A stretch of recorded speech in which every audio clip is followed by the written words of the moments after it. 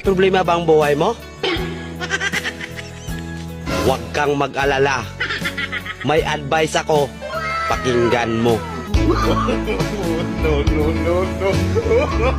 Alam nyo, ganyan talaga ang buhay. Parang life. Basta yung importante ay mahalaga.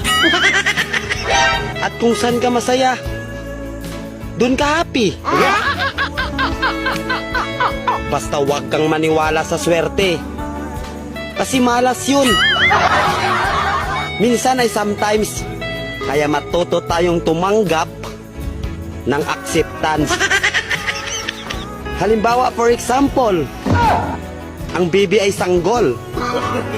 So kung di mo intindihin, you don't understand.